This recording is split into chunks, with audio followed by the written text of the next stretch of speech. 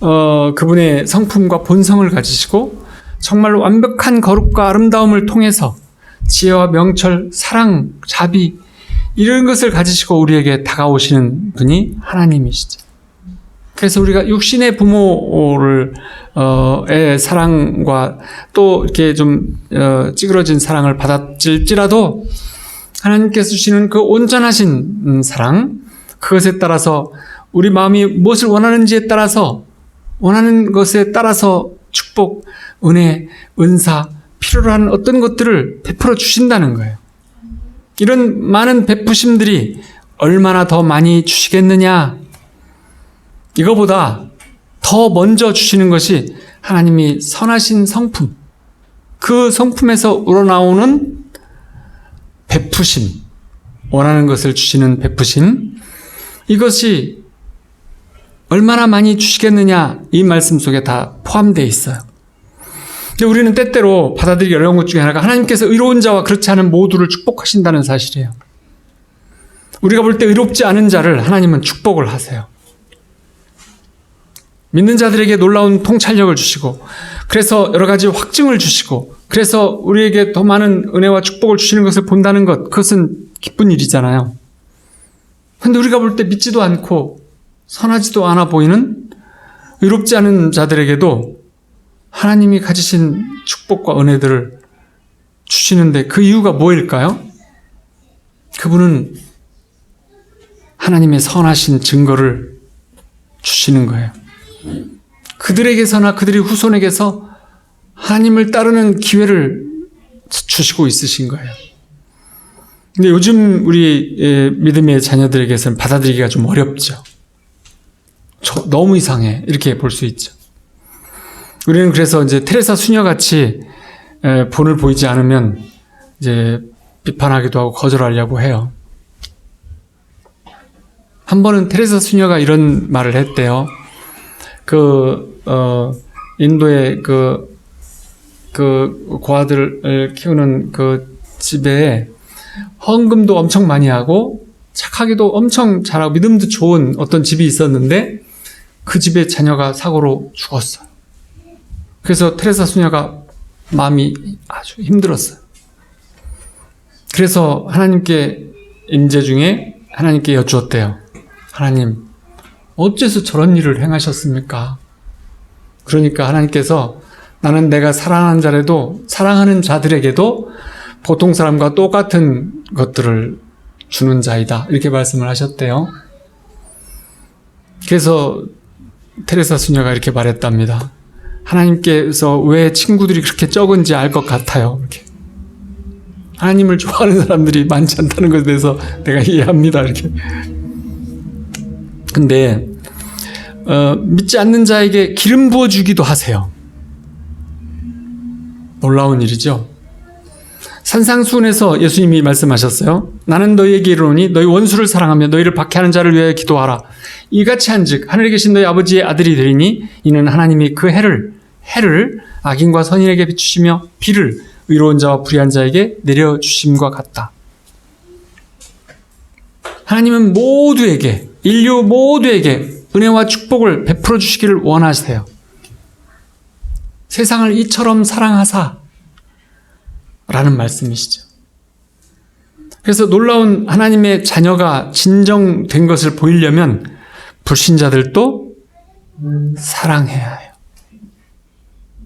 이것이 하나님의 마음이시기 때문에 그래요.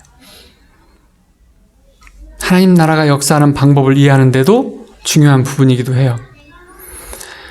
하나님께서 우리의 가장 약한 자에게 은혜를 베풀시기로 늘 하시잖아요. 산상수훈에 보면 고통받는 자, 슬픔을 당한 자, 애통을 당한 자, 이 낮은 자, 이들에게 하나님의 은혜의 영순위로 축복을 영순위로 주시겠다. 이렇게 말씀하시는 하나님을 우리가 이해한다면 하나님이 믿지 않는 자들에게도 은혜를 주시고 기름 부어주시는 일까지를 하시는 것에 대해서 어떻게 하나님을 비난하거나 그들을 또 비난할 수 있어요?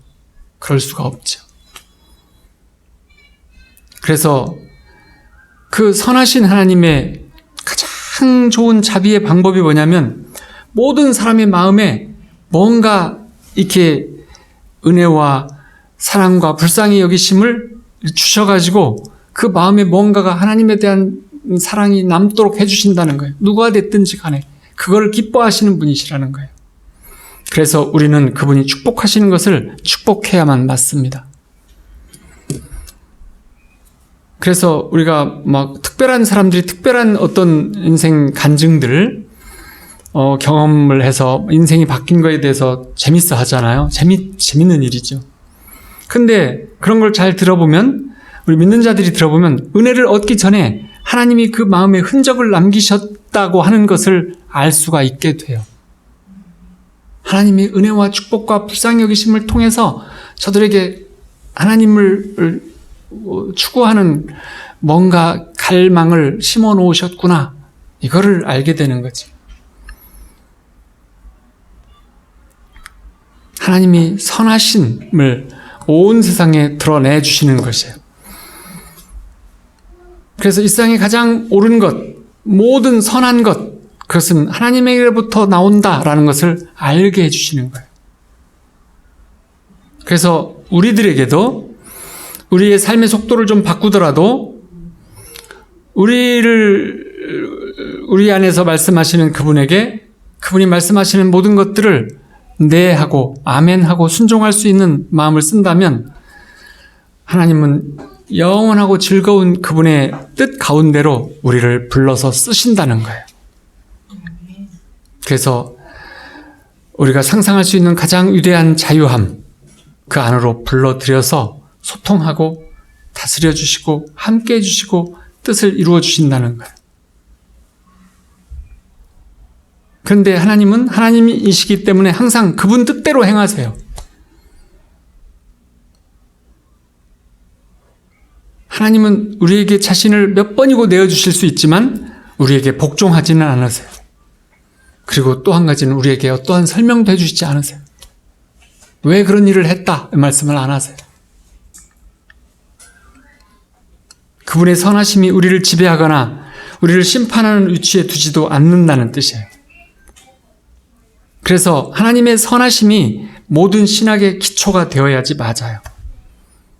우리들의 믿음의 기초도 하나님은 나에 대해서 정말 선하시다, 완전히 선하시다, 이것이 있어야만이 그분의 선하심을 의심하지 않아야 어떤 일이 어째서 왜 나에게 이렇게 일어났는지 절대로 이해할 수 없을지라도 그분의 선하심을 의심하지 않는다면 우리는 하나님의 자녀로서 또 우리 자녀들이 하나님의 자녀로서 축복과 은혜의 삶으로 하나님 나라의 삶을 사는 용사로 살 수 있는 확실한 진리를 깨닫는 것이에요. 그래서 사랑하는 교우 여러분, 하나님 품 안에서 예수님을 바라보면서 예수님을 닮기 원하면서 성령의 임재 가운데서 그분에게 가까이 가면 더 친밀해지면서 더 성숙한 그리스도인 하나님 나라의 용사가 모두 되시기를 축원합니다. 아멘. 그거 좀 꺼주세요.